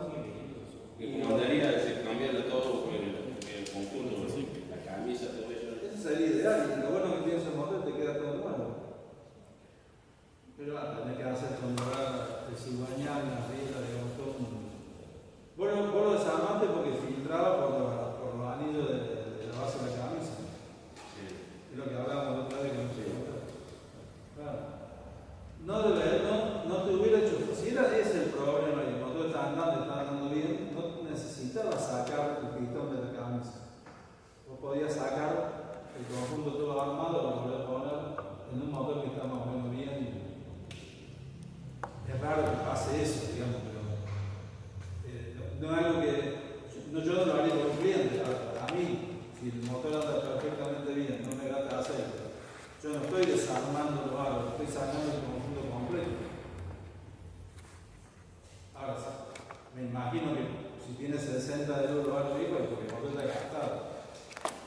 Va a hacer un trabajo que no hace un parche y no te va a servir. Ahora, el problema de los FIA es que no tienen camisa flotando. No, en ese caso hay que rectificar, poner pistón supermedido. Claro. Tenés esa desventaja, digamos, la camisa cada vez más fina, cada vez hay más problemas para disipar calor. Y hoy los motores, la mayoría, no se aguantan. El motor que hablamos hoy, el Puma, el 2.2, ese motor es barato, en relación a otro es muy barato el semi-armado porque no se puede reparar, queda bien. Entonces la gente que lo reparó lo termina después. Una vez que se le clavó, los mismos se terminan poniendo nuevos porque no son irreparables. ¿Qué otra pregunta tenés? No digo, si no les molesta que contestemos esto, por ahí de paso hay información. ¿Qué? Bueno, viste la banda de cigüeñal, donde dice la bancada. Sí. ¿Cuántos kilos de Newton puede dar para ajustar? Ese lleva 7 kilos. 6 kilos y medio, me parece que se lleva. Y tenés que tener un tornillo, eso no lo podés dejar flojo y no le podés ajustar más porque se puede cortar el tornillo. Esos motores lo hacen no cambiables, no se cambian poniendo bancada. No se puede. Porque hay muchos motores modernos que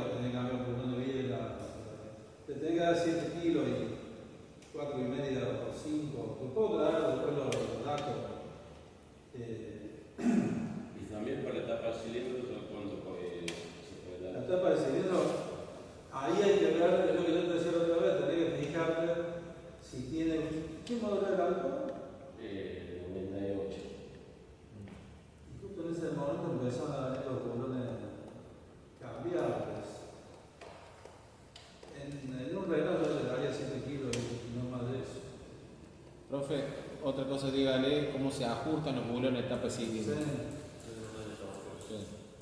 Sí, vos si tenés, primero tenés que ver qué junta tenés, ¿no es cierto? Y si le cambiaste o no los bulones, eso estás consultando algún rectificador o algo. No, antes que rectifica la tapa cilindro. Yo no me acuerdo, pero era en la época de los R19, no se le cambiaban, eso no se cambiaban los bulones, ¿no? No, pero no están muy gastados, ¿no? O se le han sacado varias veces, o se ha recalentado. Si se ha recalentado, sí, hay que cambiar. Pero lleva torque, no angula. ¿Cómo? Se ajusta con Con torque. torque, Claro, 8 kilos. vos tenés la tapa de cilindro, vamos a pasar a la.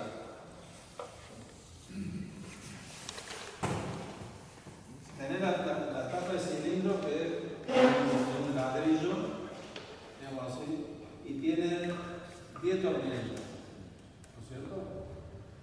Sería así, ahí la 6, ahí tenemos 10 tornillos. Hay uno que lo hizo con cabeza muy grande. Sí, este es alto. Ah, sí. Entonces, vos le poner la tapa, te conviene, digamos, arrimar todos los tornillos y darle 4 kilos a todos. O sea, un primer ajuste. Y tenés que ajustar según el librito naranja de la cuando nosotros trabajamos en Pastorino, cuando vamos por la cuerda, digamos, vos tenés que ajustar primero después y después elegir. Podés decir después y después, bueno, así.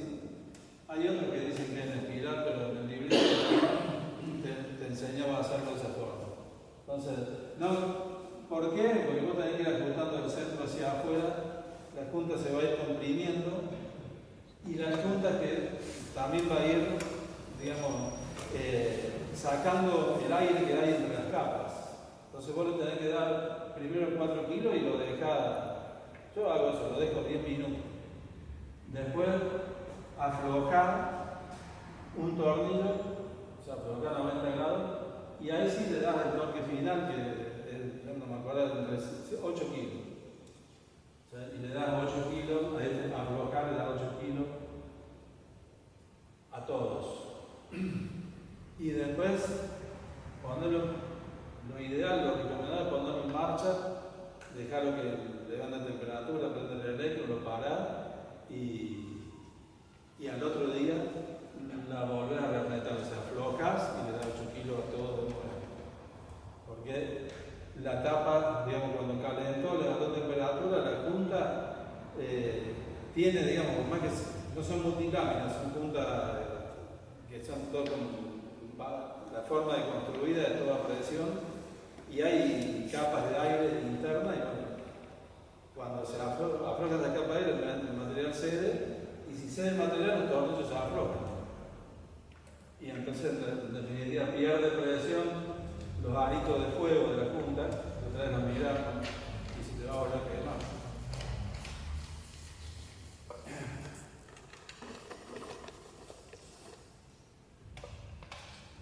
¿En qué época estuvo en Pastorino? Yo tuve desde. No hay otro juego de ¿No hay más preguntas? Bueno. ¿Cómo estamos en tiempo? ¿Se animan a que veamos la diferencia entre los diésel y rápidamente? Vamos a hacer el mismo, aprovechando este dibujito. O lo vamos a ver acá. Nosotros tenemos este motor, tiene un carburador, ¿no es cierto? Este carburador tiene dos funciones. Digamos, por un lado, ¿alguien tiene un martillo?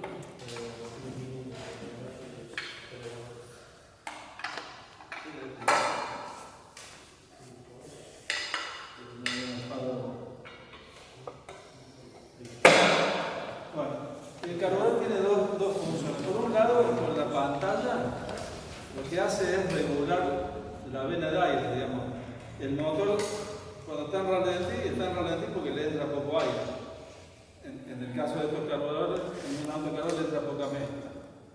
Entonces, yo voy acelerando, cuando acelero es porque empiezo a abrir la pantalla, entonces el motor que está girando, digamos, empieza a ingresar más cantidad de mezcla, lo que quiere decir que se llena más el cilindro, o sea, y llega y empieza a avanzar, a aumentar la velocidad, porque al abrir la pantalla le entra más combustible, la energía que se produce en el momento de la combustión es más grande, entonces el motor acelera. No solamente eso, también lo que hago es avanzar el encendido, porque los tipos, si esto gira a 800 vueltas, tengo un tiempo determinado para comprimir la mezcla, saltar la chispa. Cuando gira a 3000 vueltas, tengo menos tiempo, entonces tengo que avanzar el encendido y todo ese tipo de cosas. Entra la mezcla, se comprime y acá hay un sistema de encendido, que lo vamos a ver en la parte periférica, que tiene que largar una chispa de alta tensión en la bujía, es una corriente eléctrica. Como hay un arco, se produce una chispa, para decirlo apropiadamente, digamos, no un magiclick, digamos. Y entonces, en un tiempo exacto que va a estar condicionado a lo que era el reglaje de distribución que vimos cuando lo pusimos exactamente a punto. También el distribuidor tiene que estar a punto para que salte la chispa en un momento tantos milímetros antes que el pistón llegue arriba, ¿no es cierto? Ahí inicia la combustión por el aporte de la chispa y se inflama la mezcla y produce, digamos, la energía de cierto trabajo. Para eso nosotros vamos a comprimir el aire aproximadamente, la mezcla, perdón, porque esto es un vehículo naftero, 9 veces a 1, hablamos de 9 días a 1 la relación de compresión. No la podemos comprimir demasiado más porque la nafta tiene un poder antidetonante determinado, si no se detona sola. O sea, el límite de la compresión está dado por la calidad del combustible. Por eso los vehículos de competición usan naftas con aditivos, que no tiene que ver con lo que es la nafta, la Plus, o no sé cómo se llame, la Euro, la Super y la más Super. En realidad ahí hay distintos tipos de aditivos que hacen que la combustión sea más limpia, pero hay una diferencia muy pequeña entre creo que es 95 a 98 octanos. O sea, cualquier vehículo puede andar con cualquier grado de nafta. Lo que pasa es que para el sistema de inyección y para los catalizadores es mucho más sano, digamos, poner una nafta premium que una nafta super común, digamos. Va, común no existe más. Nafta super o premium. La premium tiene aditivos que favorecen a la vida útil de la sonda lambda, de los catalizadores y todo eso. Sí. El metano tiene, porque en algunos casos en la competición se usa también el metano, lo mezclado puro. El metano tiene mucho más caraje que la nafta común. ¿O por qué no usan nada el metano? No sé qué valor de tanaje tenga el metanol, porque en realidad la compresión es la misma. Claro. O sea, el metanol lo que tiene es un poder calorífico muchísimo mayor, o sea, la energía que está contenida en el combustible, en el metanol, es superior, entonces cuando combustiona es dinamita, digamos. Genera muchísimo más calor, por lo que tanto genera muchísimo más trabajo y entonces tiene más potencia. No te parece que lo usaban con canacho o alguna cosa así. No, porque esos vehículos en realidad creo que se le inyecta metanol en determinado momento cuando quieren darle la máxima potencia, pero es momentáneo porque si el motor vuela, porque tampoco los fierros aguantan tanta presión. En el caso de aquel motor hay una diferencia importante. Los cables de bujía se transforman en cables metálicos, se podría decir. O sea, en vez de cable tienen unos caños, ¿no es cierto? Esto es un motor antiguo que... ¿Cómo trabaja esto? O sea, hace admisión, pero si se fijan, no tiene pantalla. O sea, esto no controla, digamos, el diésel no controla. Esta pantalla la tiene los Volkswagen, simplemente cuando vos lo parás, estrangula la masa, estrangula la vena de aire, y es para que el motor entonces cuando frena no pegue esas vibraciones tan grandes. Es porque si yo le tapo la boca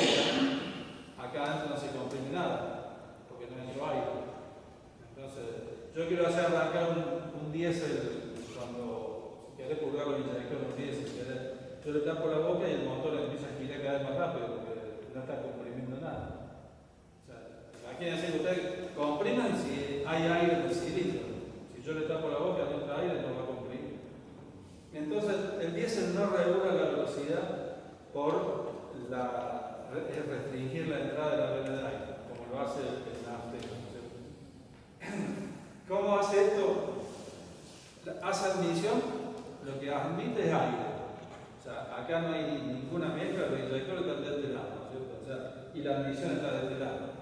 O sea que esto admite aire, entonces lo comprime, pero lo comprime alrededor de unos motores entre 18 y 20, 21 a 1. O sea, el doble de compresión.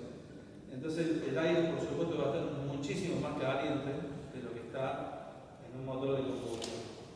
Y lo que inyecta, en vez de tirar una chispa, lo que inyecta es un chorrito de gasoil atomizado, ¿no es cierto? Ya vamos a ver cómo hace eso. El gasoil tiene, digamos, una propiedad que se va a inflamar por temperatura. Entonces, cuando atomizado se mezcla con el aire, digamos, se inflama en el contacto de las moléculas de gasoil con las moléculas de oxígeno, porque siempre lo que participa en la combustión es el oxígeno, no el resto del aire. Entonces, decir, bueno, ¿cómo hacemos para inyectar gasoil controladamente? No lo voy a inyectar en cualquier lado, para mí lo tengo que inyectar en el momento justo donde está la compresión casi culminando de la carrera de compresión. Yo tengo en el tanque, en vez de tener nafta, tengo gasoil, voy a tener una bomba, algún sistema que me va a traer el gasoil hasta la bomba inyectora. Y la bomba inyectora lo que va a hacer es, tiene una cámara de baja presión adentro, que es la bomba baja, digamos, la que trae el gasoil, y lo va a meter en unas cámaras de alta presión.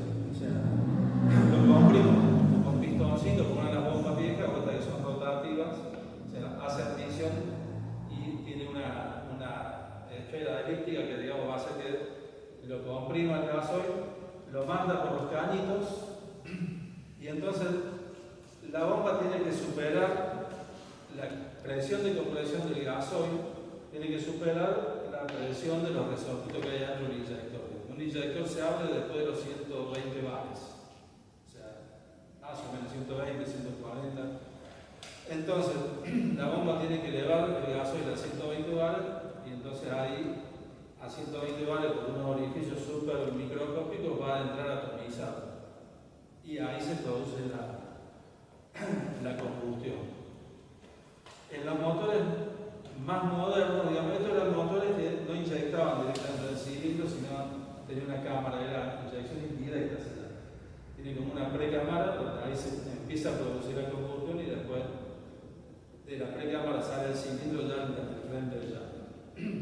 Y después hay vehículos más modernos como fueron los Megane, los Turbo Diesel, digamos, de Renault, los Volt TDI, bueno, todas esas líneas que ya tenían inyectores que estaban directamente al lado de la válvula. O sea, inyectaban en la cámara de combustión, que la cámara de combustión está en la cabecita del pistón. Pero ahí ya necesitabas más presión, o sea, bombas más evolucionadas. Y hoy, por ahí en la próxima clase de Robert, están, como el Clio que está ahí, los vehículos son diésel pero con control electrónico, o sea, que se llaman Common Rail. Habrán escuchado las palabras del Common Rail. ¿Qué es lo que tiene? Un tubo que es el riel común, ¿no es cierto? Y de ese tubo salen las conexiones a los 4 inyectores del motor de 4 cilindros. Pero esos 4 inyectores no van a abrirse por presión de gasoil, sino que tiene una bombita que levanta hasta 1000 bares de presión. O sea, es mucho. Es mucho y es hasta peligroso manipular los caños de los inyectores cuando el motor está en marcha, porque un chorro de eso te pega en el ojo, te perfora el ojo, eso te da un balazo. Entonces hay que tener mucha precaución. Regulando está nada más que entre 150 bares, o sea, es 3 veces más lo que tenían estos motores, ¿no? Entonces por todos lados estos caños, vos los ves así, tienen más o menos 6 milímetros de pared exterior, pero el agujerito de adentro debe tener 0,6, 0,8, muy chiquitito, por la gran presión que tiene que tener, digamos, ejercida por el líquido, ¿no? Para poderlo contener. Entonces, la diferencia es que va a haber presión siempre, los inyectores van a estar, digamos, con presión constantemente. Y ¿cómo trabaja? Trabaja por un pulso, una señal electrónica que le va a indicar en qué momento exacto va a abrir. En vez de que la bomba, que era como un distribuidor de gasoil, porque es mecánico todo, tiene un sistema electrónico que sabe la posición, que lo vamos a ver cuando vamos ya a la parte de electrónica. Y entonces el pulso electrónico lo que hace es abrir un canal hacia el retorno. Entonces hay unas diferencias de presiones que hacen que se eleve la agujita y inyecta. Pero básicamente las diferencias son esas. ¿Cómo acelera en el caso de ese motor? Acelera porque el sistema, cuando yo aprieto, cuando muevo el acelerador, lo que hace es mover unos mecanismos internos de la bomba que avanza el momento de inyectar el gasoil. Entonces, lo empieza a avanzar y también aumenta la cantidad de gasoil que inyecta, entonces también genera más calor, la explosión es más fuerte y entonces el motor acelera. Pero no controla la vena de aire como los motores, sea a carburador, sea como este, que es un motor a inyección electrónica, tiene también una pantalla.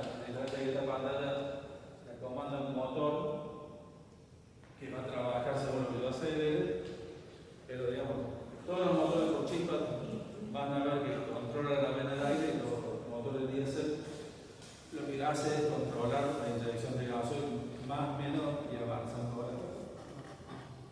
Y en el caso del 1.5, del DSI, de esos de los de Renault, que son un desastre, ¿trabajan igual que esto? Se larga, sí. Esos motores son una maravilla. Sí. Lo que es un desastre es la calidad del combustible nuevo. Pero el motor es otra cosa. Pero acá no anduvo. Trabaja con el sistema Common Rail.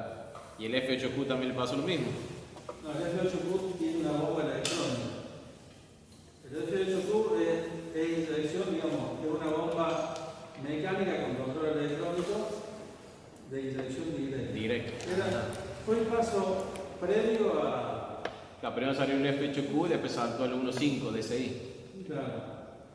Eso es totalmente distinto al motor que también es turbo, pero que tiene sistema Common ¿Y el Rail. F9Q? Es lo mismo. Entre el F8 y después estaba el F8T, en vez del F8Q, los motores básicamente fueron todos inyección directa, pero con bomba mecánica, control electrónico. Bien. O sea, los avances los controlaba electrónicamente. No tenía, si vos ves, el F8 o el F9 no tienen cable acelerador. No. O sea, como los Focus TDSI o el Astra Vectra que venían con la PT44, que eso sí era un trabajo. Los F8Q, más allá de los problemas con el turbo, el aceite y esas cosas, andaban hermosos y gastaban poco.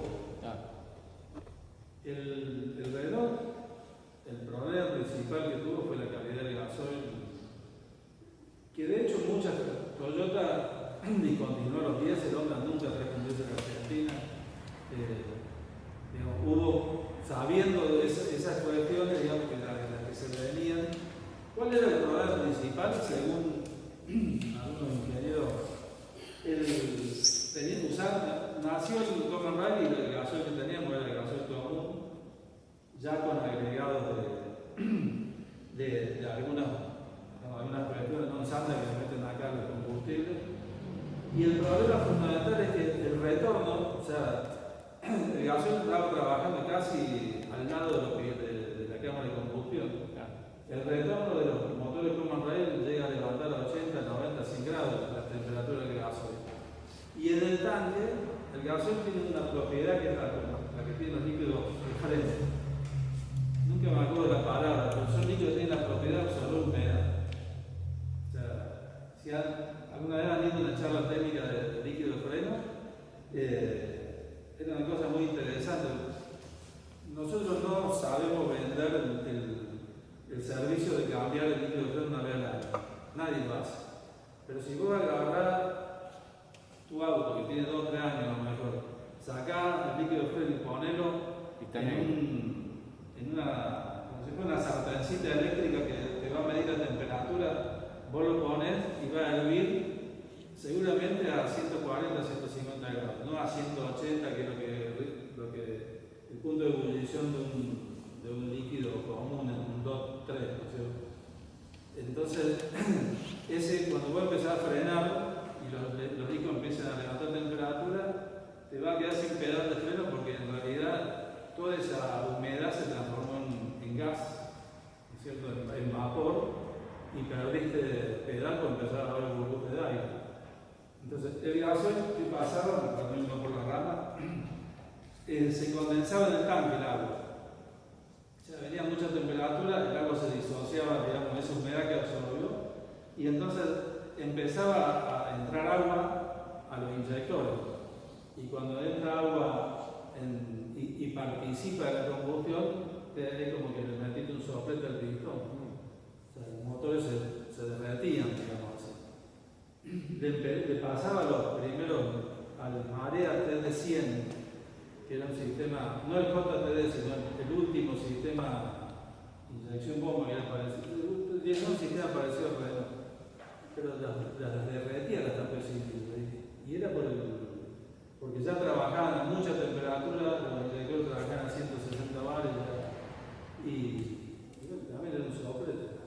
A las Ranger, las primeras Ranger no les pasaba lo mismo también. No sé si eran las 3.0 o las primeras Ranger que venían, no era que acá no había llegado todavía ese gasoil. ¿Puede ser o no? Sí, pero no tuvieron tanto problema con el inyector. Las Ranger tuvieron otro tipo de problemas. La Fiat Toro también tuvo problemas, que era el problema del gasoil. El problema principal que tiene es la regeneración. O sea, la norma Euro 6 ya se dice que vos tenés que tener un porcentaje particulado en el escape determinado. Entonces, ¿qué tenés que hacer? Tenés que filtrar los gases de escape con los filtros DPF, digamos, los filtros.